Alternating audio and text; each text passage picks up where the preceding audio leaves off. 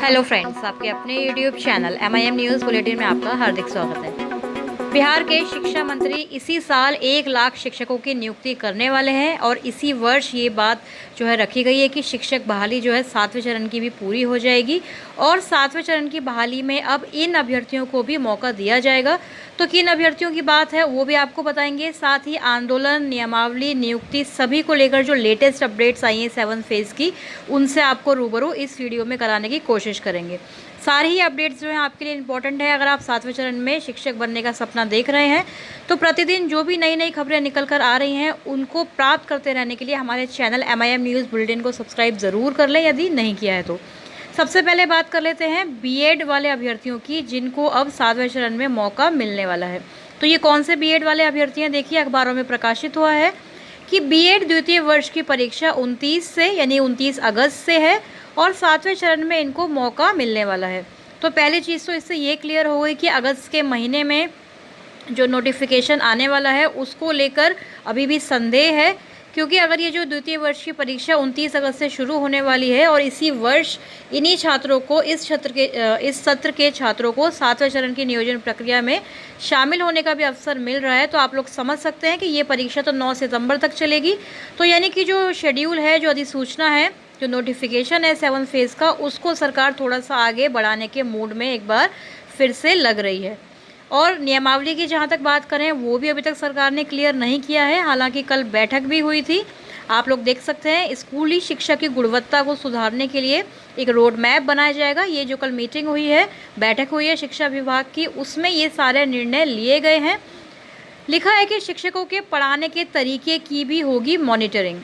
तो मॉनिटरिंग होगी, निरीक्षण होगा, ये सब तो हम कई बार सुनते आए हैं, लेकिन बहाली किस दिन से आरंभ होगी ये अभी सुनना जो है बाकी रह गया है। शिक्षक नियुक्ति पर शिक्षा मंत्री एक बार फिर से बोले हैं कि इस वर्ष 1 लाख शिक्षकों की नियुक्ति होगी, गैर ज़रूरी प्रतिनियुक्ति नहीं होगी। उनका ऐसा कहना है और उन्होंने यह भी कहा है कि पिछले महीने 42,000 शिक्षकों की नियुक्ति हुई है। तो देखिए, शिक्षा मंत्री जहां भी जाते हैं ये चीज़ें जो हैं ज़रूर मेंशन करते हैं कि उन्होंने जो प्रारंभिक बहाली की है 1 to 8 के शिक्षकों की 6ठे चरण के तहत, तो उसको वह ज़रूर शामिल करते हैं। और गैर शिक्षण संस्थानों में जो प्रतिनियुक्ति है उसकी वजह से स्कूलों में शिक्षकों की कमी है, ऐसा उन्होंने कल कहा है। और जो ये कल बैठक हुई है इसमें भी उन्होंने शिक्षक नियुक्ति को लेकर जो है चीज़ें बताई हैं। बैठक में अपर मुख्य सचिव दीपक कुमार सिंह भी मौजूद थे और NGO के प्रतिनिधियों के साथ ये बैठक हुई थी। शिक्षा मंत्री थे, अपर मुख्य सचिव थे, तो सभी अधिकारी वहाँ पर मौजूद थे। लेकिन 7वें चरण की नियमावली को लेकर या फिर अधिसूचना जारी करने को लेकर अभी तक सरकार की तरफ से कोई स्पष्टीकरण, कोई डिक्लेरेशन नहीं दिया गया है। और कल यानी कि 1 अगस्त से आप लोग जानते हैं कि अगला महीना शुरू हो रहा है, तो इसको लेकर अभ्यर्थी लगातार जो है ये प्रयास कर रहे थे कि भाई 30 जुलाई के बाद तो ज़रूर ही सरकार एक्टिव होगी, अधिसूचना 1-2 दिन में जारी हो जाएगी, क्योंकि 30 जुलाई यानी कल नियुक्ति पत्र भी मिला है किन अभ्यर्थियों को। देखिए, इस खबर में लिखा है चयनित अभ्यर्थियों को दिया गया नियुक्ति पत्र। तो शनिवार को यानी कल के दिन 6ठे चरण के तहत जो ये माध्यमिक और उच्च माध्यमिक के अभ्यर्थी थे इनको नियुक्ति पत्र दिया गया है। 7वें चरण के शिक्षक नियोजन की मांग अब इसलिए ज़ोर शोर से चल रही है क्योंकि कल इन सैकड़ों अभ्यर्थियों को नियुक्ति पत्र मिल चुका है। तो देखिए, सैकड़ों वर्ड यहाँ पर लिखा गया है। और पटना की ही अगर बात करें तो 19 केवल चयनित अभ्यर्थी जो है सेकेंडरी और +2 शिक्षक बन पाए हैं। तो ये जो खबर है सभी अखबारों ने बड़े अच्छे तरीके से प्रकाशित की है कि भाई सैकड़ों अभ्यर्थियों का चयन हुआ है। और ये नहीं लिखा कि कितने वर्षों से ये अभ्यर्थी इंतज़ार कर रहे थे, कितनी बार शेड्यूल को रिवाइज़ किया गया और एक बार फिर से जहाँ पर काउंसलिंग नहीं हुई है उन अभ्यर्थियों के लिए भी एक और शेड्यूल आप लोग जानते हैं कि सितंबर तक जारी कर दिया गया है। तो कल यहाँ पर कुछ अभ्यर्थियों को नियुक्ति पत्र मिला है, उन्हें हमारी तरफ से बधाइयाँ। पटना जिले के 3 नियोजन इकाइयों के लिए 29 चयनित अभ्यर्थियों को नियुक्ति पत्र कल दिए गए। शिक्षकों की नियुक्ति को लेकर जिलों की रिपोर्ट के आकलन के बाद ही शिक्षा विभाग यह बताने की स्थिति में होगा कि कुल कितने चयनित अभ्यर्थियों को नियुक्ति पत्र दिया गया है।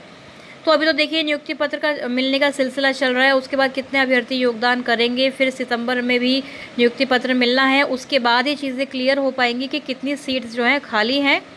लेकिन जो प्रारंभिक विद्यालय हैं उनकी नियुक्ति, उनकी अधिसूचना को लेकर तो सरकार के पास कोई बहाना नहीं है। फिर भी सरकार प्रारंभिक की भी अधिसूचना जारी नहीं कर रही है, ना ही आप लोगों को ये भी पता है कि नगर जो निकाय जो नई नवगठित नियोजन इकाइयां हैं वहां पर भी सरकार ने शेड्यूल जारी किया है छठे चरण के तहत, तो उसको भी पूरा करते करते सितंबर का महीना सरकार लेने वाली है। तो इसी से निराश और हताश होकर अभ्यर्थी अब कल 1 अगस्त से महाआंदोलन की तैयारी कर रहे हैं। नियोजन के लिए एक से एक आंदोलन करेंगे अभ्यर्थी। प्रारंभिक विद्यालयों में शिक्षकों के खाली पदों को भरने के लिए 7वें चरण के शिक्षक नियोजन की मांग को लेकर अभ्यर्थी 1 अगस्त से यानी कल से आंदोलन स्टार्ट करने वाले हैं। तो जो शिक्षक संघ है उन्होंने बताया है कि शिक्षा विभाग ने 7वें चरण की विज्ञप्ति जुलाई के अंतिम सप्ताह में जारी करने की बात कही थी, लेकिन अब तक विज्ञप्ति जारी नहीं हो पाई है। तो इसको लेकर अभ्यर्थी जो है अलग अलग ज़िलों में हज़ारों अभ्यर्थी अलग अलग ज़िलों से आएंगे पटना के गर्दनी बाग में, और इसी को धरना स्थल चयनित करके अनिश्चितकालीन आंदोलन का आगाज़ करने वाले हैं। तो क्योंकि आंदोलन के बिना तो कुछ भी नहीं होने वाला है, ये आप लोग जानते हैं। सरकार की नींद जो है नहीं खुलने वाली है, इसी तरह डिले होता रहेगा। पिछले साल से ही जनवरी फरवरी में अधिसूचना आने वाली थी और आधा साल बीत चुका है। सरकार फिर से नए नए बहाने तलाश रही है, कभी बीटेट को लेकर, कभी एसटीईटी को लेकर भी जो है कुछ अभ्यर्थी जाकर आवेदन वगैरह देते रहते हैं। तो सरकार इन्हीं बहानों की तलाश में रहती है। तो कहीं ऐसा ना हो कि फिर बिहार टीईटी और एसटीईटी 2022 के चक्कर में एक बार फिर से सरकार कोई और नया बहाना बना दे। तो इसलिए अभ्यर्थियों को पहले से ही ज़रूरत है एकजुट होकर आंदोलन करने की। और जहां तक प्रारंभिक अभ्यर्थियों का सवाल है तो 1 अगस्त से आंदोलन का ऐलान उन्होंने कर ही दिया है। इनके साथ एसटीईटी अभ्यर्थियों को भी शामिल होना चाहिए, ताकि ज़्यादा से ज़्यादा जब अभ्यर्थियों की संख्या होगी तभी सरकार पर जो है प्रेशर होगा, दबाव होगा और वह अधिसूचना को जारी करने के बारे में सोचेंगे। नियमावली की अगर बात कर लें तो नियमावली में अभी तक कुछ भी चीज़ें क्लियर नहीं है। 60-40 का जो सरकार ने अखबारों के माध्यम से भी और जो डीडी बिहार यानी कि दूरदर्शन जो बिहार का सरकारी चैनल माना जाता है उस पर भी ये चीज़ आ गई कि नियमावली जारी कर दी गई है, लेकिन सरकार ने इस चीज़ को अभी तक क्लैरिफाई नहीं किया है, ना ही कोई नई नियमावली प्रस्तुत अभी हो पाई है।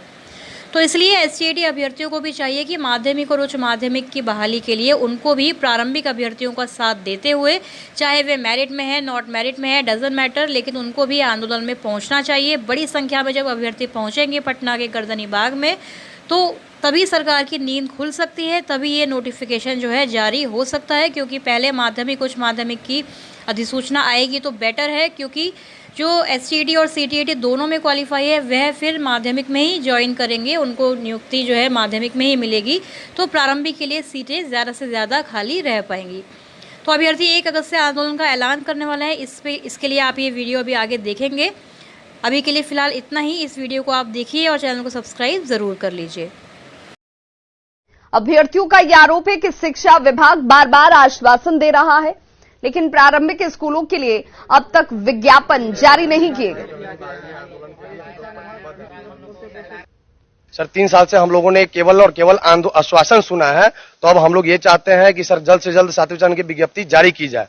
तो इसके लिए प्राथमिक का विज्ञापन जारी हो, इसके लिए हम लोग सर 1 अगस्त से पटना के गर्दनी बाग में आंदोलन पर अनिश्चितकालीन आंदोलन पर बैठने जा रहे हैं। ना तो हम लोग को शिक्षा विभाग से कुछ ठोस आश्वासन मिला है और ना ही वहां से हम लोगों को कुछ ठोस कदम आज तक उठाया गया है, और ये विगत कुछ सालों से सिर्फ आश्वासन ही मिल रहा है। इस आश्वासन को लेकर हम लोग बिल्कुल ही दिग्भ्रमित और हम लोगों का जो समय है वो नष्ट किया जा रहा है।